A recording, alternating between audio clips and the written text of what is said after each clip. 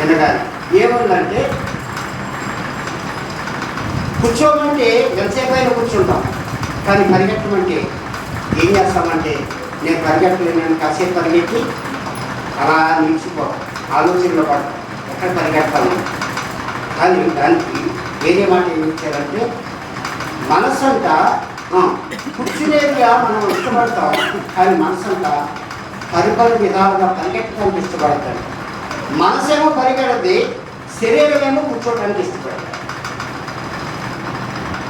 దానికి భక్తుడైనటువంటి దావీదు ఏమన్నాడంటే, దేవా నీయందు నా మనసు శుద్ధ హృదయం కలిగి స్థిరముగా ఉండినట్లుగా చేయమని. మనసు అంట స్థిరంగా ఒక చోట ఉండదంట, పది విధాలైనటువంటి మనసు కలిగి, ఆ మనసు ఎక్కడికి వెళ్ళొద్దు అక్కడికి వెళ్ళొద్దంటే, ఈ మనసు మనిషి మాత్రం ఎక్కడే ఉంటాడు, మీ ముందే ఉంటాను, మీ ముందు కూర్చొని నేనేం చేస్తానంటే వాక్యం బోధించేవాడుగా ఉన్నాను, వాక్యం బోధించేవాడుగా మీకు కనబడుతున్నాను, వాక్యం తెలియజేసేవాడుగా మీకు కనబడుతున్నాను. పాస్టర్గా ఉన్నటువంటి రత్న కిషోర్ మన ఎదుట వాక్యం చెప్పేవాడుగా ఉన్నాడు, కానీ మీ ముందే మాట్లాడుతూ, మీతోనే మాట్లాడుతూ, మీ దగ్గరే ఉంటూ మీకు బోధిస్తున్నటువంటి స్థానంలో ఉన్నట్టుగా ఉన్నాను, కానీ నా మనసు ఏం చేస్తుందంటే పరిపరి విధాలుగా తిరిగేదిగా ఉంటుందంట. మనిషి ఏమో శరీరమేమో నిలిచేదిగా ఉంది, బోధించేదిగా ఉంది, మనసు మాత్రం ఏం చేస్తుంది, పరుగులు తీసేదిగా ఉంది. ఈ మనసుకి ఏం లేదట చెప్పాలి, స్థిరమైన మనసు లేక నిలకడలేదు.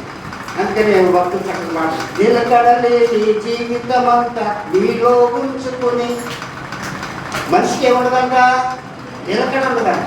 నిలకడలేని జీవితం అంతా నాలో ఉంచుకుని, మనలో ఉంచుకుని మనం ఏం చేస్తామంట, యేసయ్యా నిన్ను నమ్ముకున్నా, నీ దగ్గరికి వచ్చినా, నిన్ను వెంబడిస్తున్నా, నీతో ఉన్నప్పటికీ కూడా నేనేం చేయబట్టలేదు, తలగా చేస్తానన్నావు, పాతగా ఉన్నాను, పైవాడిగా చేస్తానన్నావు, కిందవాడిగా ఉన్నాను, అప్పు ఇచ్చేవాడిగా చేస్తానన్నావు, అప్పు పుచ్చుకునే పరిస్థితిలో నేనున్నాను.